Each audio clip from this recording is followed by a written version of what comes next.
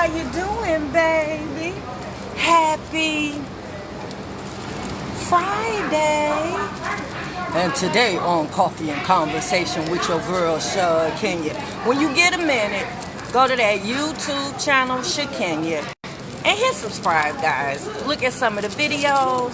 And if you see any of them that you like, just hit share, guys. I'm trying to be famous, man. I'm trying. Just help a sister out. Help me go viral. So, y'all, today we're going to pick up on those manipulation tips. I only got a few minutes, so I know. Yesterday we got pretty deep down that list.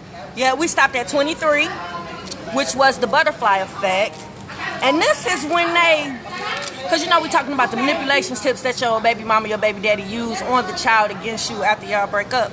And we gave you like 23 of them yesterday.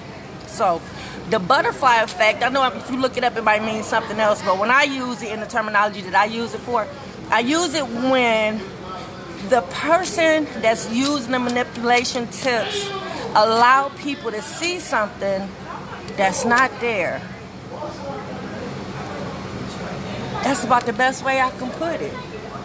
That's about the best way I can put it. Like, remember, and this is just typically used when they use staging the scene. Like, remember I told you my baby daddy would tell people that she was living with him full time, and she really wasn't. We was actually sharing her 3.5 days of the week. Like, she was with me Monday through Friday, was with him on the weekends and most of the summer, right? So I was talking to somebody that we know in common. They was like, I thought she lived with him. Why would you think that?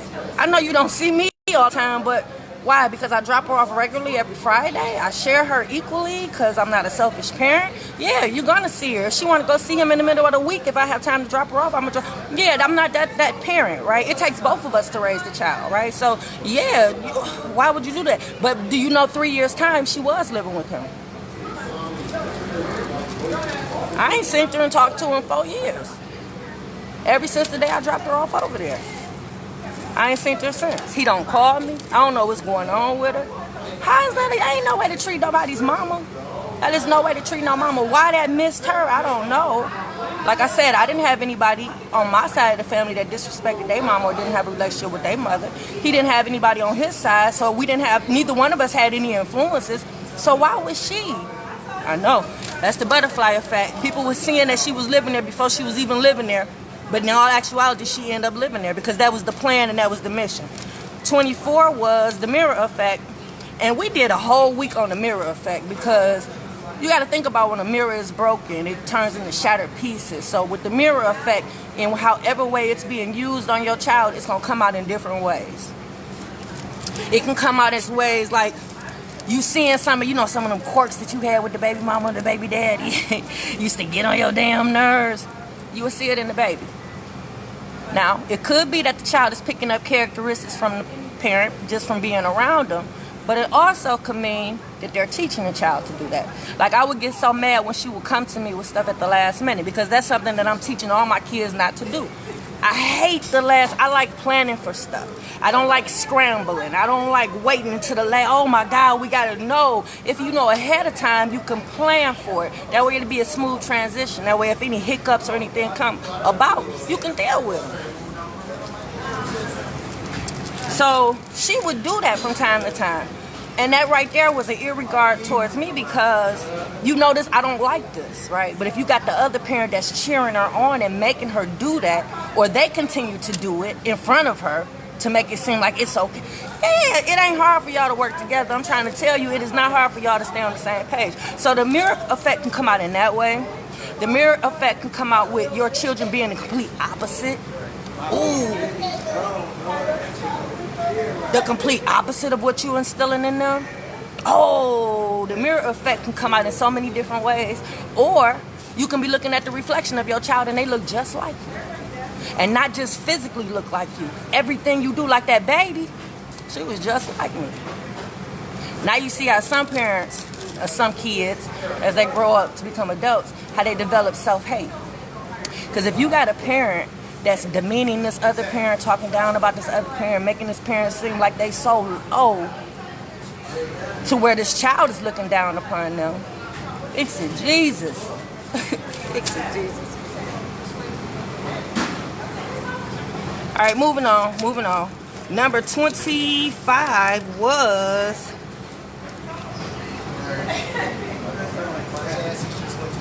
if the baby confides in you about an issue that they have with the parent. Your job as the parent is to go back and call that other parent and tell them. That's it. You calm the child down if the child is upset or whatever. You calm the child down, make the child feel good and whatnot. Comfort the child in whatever way you can about whatever feelings they have towards the other parent. Then you immediately call the other parent and tell them what's going on. So they had the chance to fix it. So they had the chance to fix it. So yeah, that's your job as the other parent. Now a manipulative parent is not gonna tell.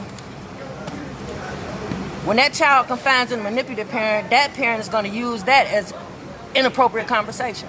Yep, that's what they talk about in that inappropriate conversation that they have, that inappropriate relationship they've developed to where they are against you. Yeah, that's what happens. Fix it, Jesus.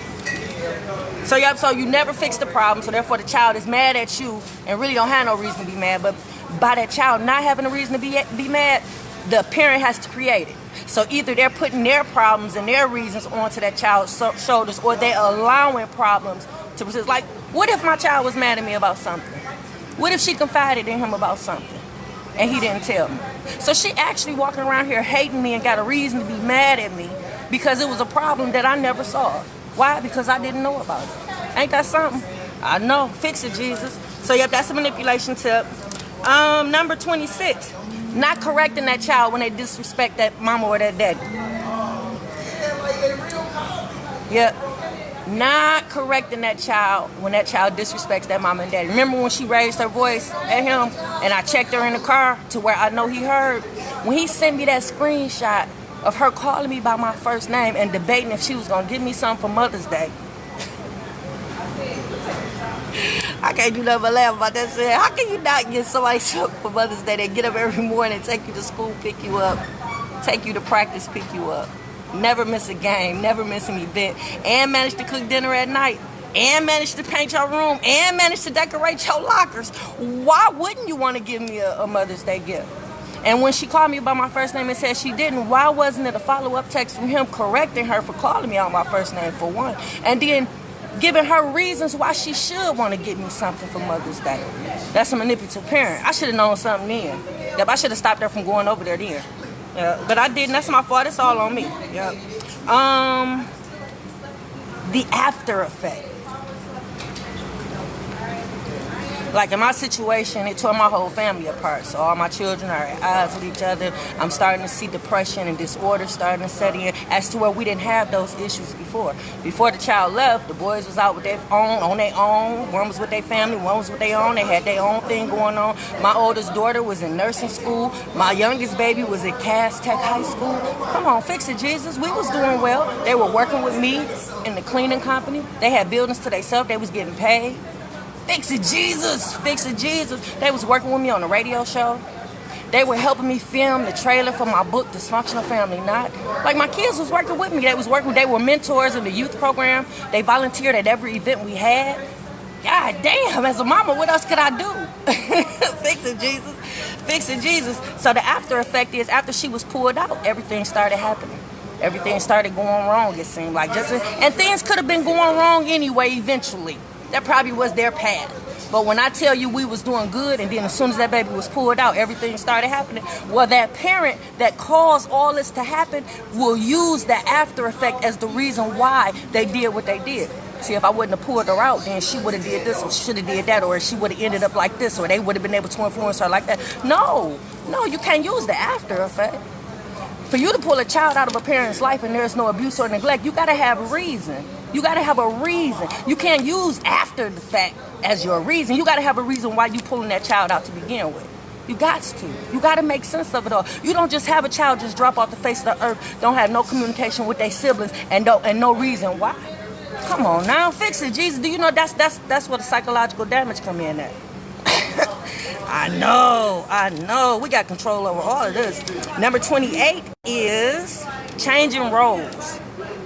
Yeah, this is when you start doing what the other parent did, and you don't have to. Like in my case, When we were married, I was the one making all the doctor's appointments for the children. I'm the one that had kids, you know what I'm saying? So I made all the doctor's appointments for us, eye, ear, nose, throat, whatever. I made all the appointments, right? As soon as we break up, this nigga turned into a baby mama. Fix it, Jesus. Turned into a baby mama. Start making doctor's appointments.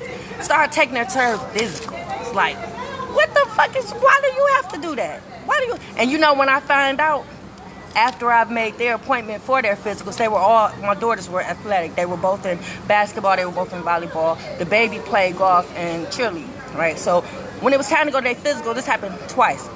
We go, once we get there, the child tells me that she's already had her physical. Well, why you just not telling me, and why your daddy ain't telling me, and why your daddy even took you?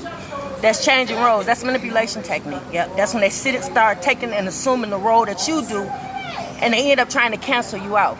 But the only problem with that is, if you are trying to cancel this parent out, meaning that he's trying to do so much of what I do and he's becoming a mom, where's her dad at? So all the things that she's supposed to pick up on him by being her dad, he's not demonstrating that because he's so busy trying to be mom. You know what I'm saying? That's why you got to stay in your lane, and that's why you got to play your own role, you know? So, yep, that's that. And then number 29 is not sharing the baby. Making sure the other parent has equal time with the baby. I'm trying to hurry up. Number 30 is the replacement. When they got a new boo or something and they try to replace you, I mean, they always invite the new boo out and games and stuff like that, and then they neglect to tell you they're trying to replace you with a new boo. Yep. Number 30 is not telling the baby no. Yeah, that's a real big one. That's a hot topic. Not supporting you in the things that you do and the things that you had the baby involved in. Like, he should have been supportive of me having her in the youth program, Attitude Adjustment. He should have been supportive with me having her at the radio show. He should have been supportive with me having her on paint jobs. He should have been very supportive in everything. The youth program. We were doing jail tours. Yep, he should have been supportive in that, I think, as a baby dad. Yep, not telling everybody else about the parenting concerns that you have with the parent and not telling the parent. So having those conversations with the child and having conversations with everybody else about the things you don't like about this parent and not actually telling the parent. So that's it, y'all. I think we got about 6 more, and we're going to cover them probably tomorrow, guys. So, y'all, that's it for Coffee and Conversations. Your girl, Shakenya. We're talking about manipulation tips that I told you about in your 9th grade year, and now we're looking at the adverse effect that it has on your child 3 years later, 4 years later. Okay, y'all, I'm out. Mwah. If I can get off of here. I don't know how to get off TikTok yet, y'all. All right, Facebook, I'm out.